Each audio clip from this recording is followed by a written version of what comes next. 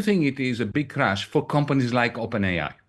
So for companies that are providing paid for commodified services using AI technologies, they are definitely going to suffer long term. But what I define as cloud capital, which is what powers the algorithms of the big Mm. cloud thieves, the technofeudal firms like Amazon and Uber and Meta and so on, they are immune to competition because what they have managed to do using that cloud capital is to create enclosures in which we are like sheep enclosed within them, either as producers or as consumers, and they extract rent from us. They are subject to rivalry. So you have rivalry between TikTok and Instagram. But once you're in TikTok, you're not buying anything from TikTok.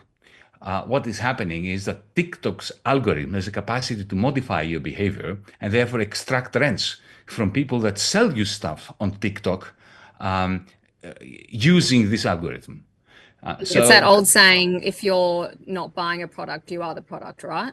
yeah, but it's, we've known that now for 20 years. We've moved on beyond that. That was always the case for the last 20 years. What is new is that the algorithms, what I call cloud capital of Meta, of TikTok, and so on, have a capacity that Google didn't have, let's say, 15 years ago. They've Mm. developed this new capacity. And what is this capacity? It's this capacity to have us train those algorithms in real time, to train us, to train them, to know us well, so that they give us good advice and things we enjoy, like recommendations from music on Spotify or videos that we enjoy watching on TikTok. And in so doing, they acquire these algorithms. We saw the likes of Zuckerberg, Elon Musk, Bezos, all at the inauguration of Trump. What did you make of that sort of tech company power at the inauguration of a president? Two things. Firstly, on the one hand, it's not new because we've always known that behind the throne there was the dollar. Uh, John D. Rockefeller was behind various presidencies once upon a time, like the rest of the robber barons. Thomas Edison, Westinghouse, Henry Ford, they all had media companies, newspapers, they influenced politicians, they bought monopoly power. So, in that sense, it's not new. But what is new is that these folks that we saw at the inauguration have masses of cloud capital that directly modify our behavior. And what they want from a president, and they don't give a damn whether it's Trump or anyone else, what they want from a president is to get the federal government off their back. So as to be able to use that power without any kind of impediment. The tech company owners would say that they're just giving us the content we want or selling us the things we want while making cash as well off that. Do you see them as benign, or do you see them as inherently evil, or just having no characteristic at all? The worst slavery is one that you volunteer to. This is an old saying from the Middle Ages. There's no doubt that it's all voluntary. Nobody's forcing you to use this. I use it all the time. I'm not critical. I mean, if you take away my phone from me, you'll make me a very sad person. But that doesn't change the analysis. The analysis remains valid that private ownership of these, and very concentrated private ownership of these mega cloud thieves or platforms, is creating a macroeconomy which is utterly unsustainable. We have the threats of TikTok and its US arm.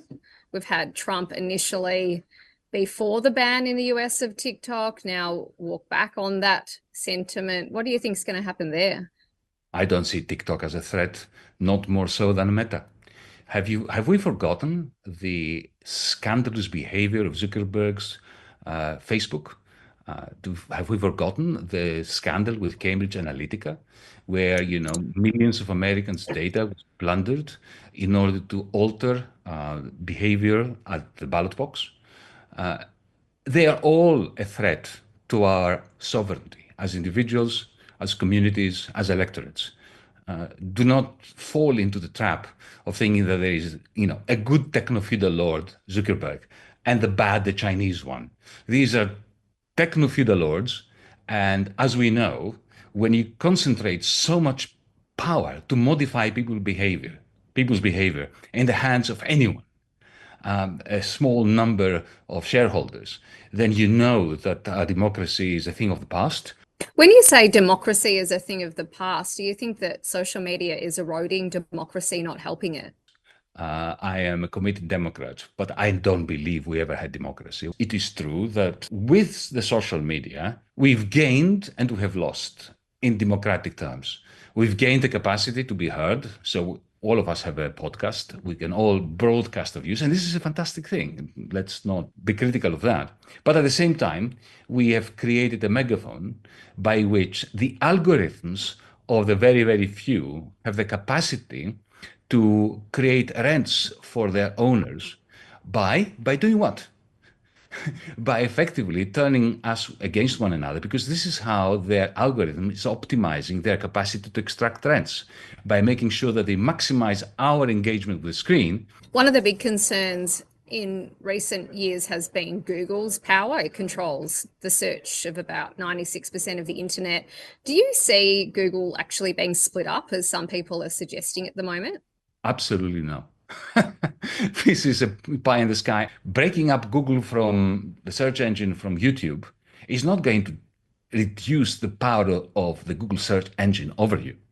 The standard way of thinking of antitrust legislation is not a way to go. If you really want to deal a blow at the power of what I call the techno-feudal lords, then there is something else you can do.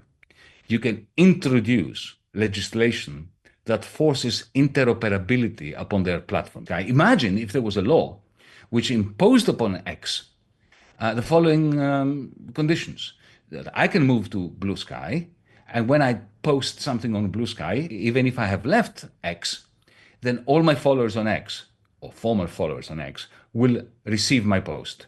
Now that would reduce the switching costs and would deal a major blow at the exorbitant power of platform owners.